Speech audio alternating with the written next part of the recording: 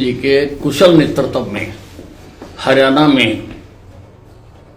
तीसरी बार भारतीय जनता पार्टी की सरकार आई है। उसका मुबारकबाद मैं देने गया था। और वैसे भी नरेंद्र मोदी जी शक्ति के पावर हाउस हैं और उनसे मिलना अच्छा लगता है। उनका मार्गदर्शन मिलता है। प्रदेश की जो स्थिति है उस पर चर्चा की है। प्रदेश को आगे कैसे लेके जाना है उस पर चर्चा की है। किन किन क्षेत्रों में फोकस करना है उस पर चर्चा की है। हरियाणा को लेकर के और क्या कुछ खास चर्चा, क्योंकि अभी तीसरी बार सरकार बनी, क्या कोई 100 दिन को लेकर के कोई चर्चा केंद्र की तरह हरियाणा में भी कुछ ऐसा टास्क लेकर चल रहे हैं? क्या कहेंगे, इसको लेकर कुछ चर्चा हुई प्रधानमंत्री? नहीं, भिन्न भिन्न योजनाओं की चर्चा हुई है और सभी क्षेत्रों में हमको आगे बढ़ना है। हर क्षेत्र में हर वर्ग के लिए हमको काम करना है। सभी डिपार्टमेंट अच्छे ढंग से काम करें, ये आवश्यक है। अगर हम बात करें अहम बिजली विभाग को लेकर के भी कुछ फैसले भी लिए गए कि जिस तरह कुछ शॉर्ट, ऐसा भी सुनने में आ रहा है कि अगर शॉर्ट सर्किट में से किसी के कहीं आग लगती है उसको लेकर के भी सरकार। कल बिजली विभाग के साथ मेरी पहली बैठक थी सभी डिपार्टमेंटों के साथ। उसमें कई हमने निर्णय लिए हैं।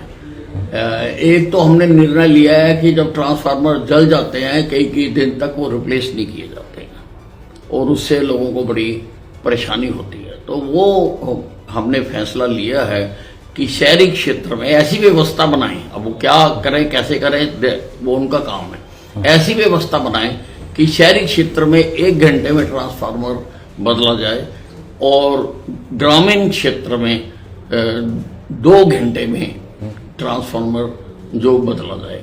जो लैंड लॉसेज हैं वो हालांकि 10% के हैं।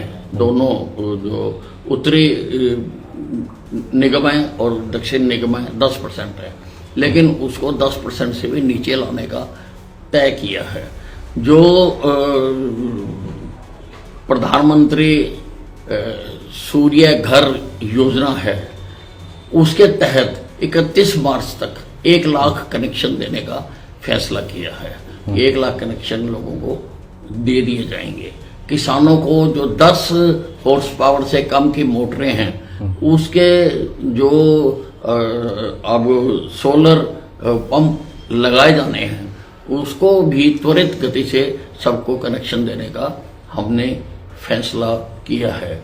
जो लोगों के ग्रीवेंसेस रिड्रेसल हैं उसको तेजी से और पारदर्शिता से उसको करने का फैसला किया है कि सर्कल लेवल पर उनको रेगुलर सुना जाए और उसकी अपीलेट अथॉरिटी है। अगर कोई उसमें अपील करना चाहे तो अपील में जा सके।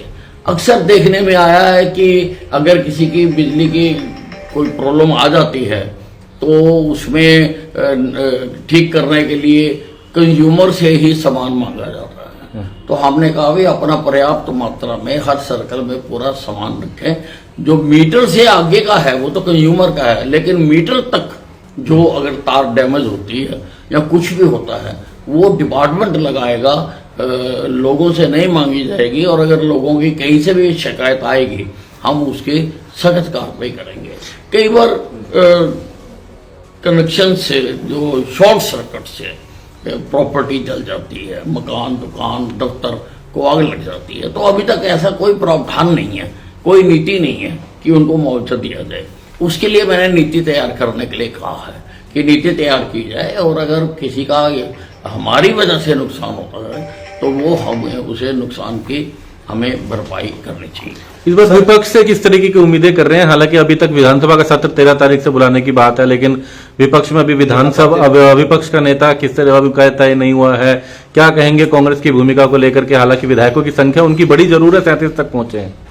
ऐसा है कि विपक्ष तो अभी तक सदमे से ही बाहर नहीं आ पा रहा, क्योंकि उन्होंने तो अपने आप को सरकार समझ लिया था और अपने विभाग भी बांट लिए थे। अधिकारियों की सूचियां भी बना ली थी कि किस सीट पर किसको लगाया जाएगा। तो उनको इतना गहरा सदमा लगा है। तो हम प्रार्थना करते हैं कि वो सदमे से जल्दी बाहर आ जाए। सर, कांग्रेस ने कमेटी भी बनाई है जो हारे हुए प्रत्याशी है उनसे बातचीत करेंगी और वो कमेटी आगे कोर्ट जाने का फैसला करेगी। किस तरीके से देखते हैं? कमेटी के अंदर ही लड़ाई उनकी चल रही है। शमशेर सिंह गोगी कह रहे हैं कि हारे हुए प्रत्याशियों को ही कमेटी के अंदर शामिल कर दिया। देखिए, कमेटी बनाई है, हार का कारण ढूंढना चाहते हैं, वो मैं बता देता हूँ। उसको दूर कैसे करना है उसका इलाज वो खुद कर लें। अगर मेरे बयानों पर गौर किया जाए तो जब राहुल गांधी जी प्रदेश में आए थे तो मैंने कहा था, उनका स्वागत किया था। मैंने कहा राहुल गांधी जी जिस भी प्रदेश में जाते हैं वहां से कांग्रेस हार जाती है और वहां पे हम जीतते हैं, तो उनका आना हमारे लिए शुभ है। तो उनको कैसे रोकना है इसके बारे में ये विचार करें। सर, आपके यहाँ आदेश आया है कि ढाबों पर बस न रुकने को लेकर प्राइवेट इसकी प्रति थोड़ा सा नहीं, देखिए क्यों रुके ढाबों के ऊपर? रेलवे स्टेशन, रेलवे गाड़ी के रास्ते में रुकते हैं कि यहाँ पर अच्छा रेस्टोरेंट आ गया, होटल आ गया, यहाँ रोटी खा लो, स्टेशन पर रुकती है। उसी प्रकार से बसें भी बस स्टैंड पर रुके और बस स्टैंड पर सारी जो सुविधाएं हैं उनको दुरुस्त किया जाए, बस स्टैंड साफ किया जाए, टॉयलेट, पीने का पानी उपलब्ध कराया जाए सब जगह के ऊपर। और खाने के लिए भी जो वहां पे पदार्थ मिलते हैं, मैंने फूड एंड ड्रग डिपार्टमेंट को लिख दिया है कि रैंडम हमारे सारे बस अड्डों पर सैंपल भरे जाने चाहिए ताकि लोगों को नकली चीजें ना मिले, असली खाने का मिले। और उसके साथ साथ मैंने डिपार्टमेंट को ये भी आदेश दिए हैं कि वो एक कॉरपोरेशन बनाए, जैसे रेलवे में कॉरपोरेशन बनी हुई है और वो सारे स्टेशनों पर और गाड़ी में रोटी मुहैया कराती है। यहाँ तक कि पार्लियामेंट हाउस में भी पहले रेलवे की ही होती थी, अब मुझे मालूम नहीं है किसकी होती है। तो इतनी उनकी गुडविल है। तो ऐसे इस स्तर की अपने बस स्टैंडों के लिए भी व्यवस्था बनाई जाए ताकि सारे बस स्टैंडों के ऊपर एक व्यवस्थित और अच्छा खाना भी लोगों को मिल सके। कांग्रेस ने जो कमेटी बनाई है उसमें उन्होंने मुख्यतः उद्देश्य पार्टी के अंदर अंतर के लिए नहीं बल्कि ये रखा है कि अधिकारियों की मिली भगत, उनका कहना है कि भूमिका सरकार की, सरकारी मशीनरी का दुरुपयोग, इसको लेकर रिपोर्ट तैयार कर रहे हैं। वो कह रहे हैं लीगल एक्सपर्ट्स की राय के साथ कोर्ट में जाएंगे। जो 52 विधानसभा ऐसी हैं जहां उनके उम्मीदवार हारे हैं तो वहां पर सरकारी मशीनरी का दुरुपयोग हुआ। जब किसी की मृत्यु होती है तो 13 दिन तक अफसोस मनाया जाता है। 13 दिन के बाद फिर वो अपने रेगुलर काम में लग जाते हैं। तो इनको तो 21-22 दिन हो गए, इनको भी अपने काम में लगना चाहिए। ठीक है सर, पराली को लेकर क्या कहना है? सर, पराली को जो जुर्माना था 5,000 सर, पराली को लेकर आज केंद्र सरकार ने जुर्माना बढ़ाया है, उसको लेकर क्या कहना है? नहीं, जो भी जुर्माना बढ़ाया है, जो भी हमें उच्चतम न्यायालय निर्देश दे रहा है, क्योंकि मामला उच्चतम न्यायालय में चल रहा है अभी और वहां पर बकायदा सरकारों को बुला के आदेश भी दिए जा रहे हैं और हम सुप्रीम कोर्ट के आदेशों की पूरी तरह से पालना कर रहे हैं।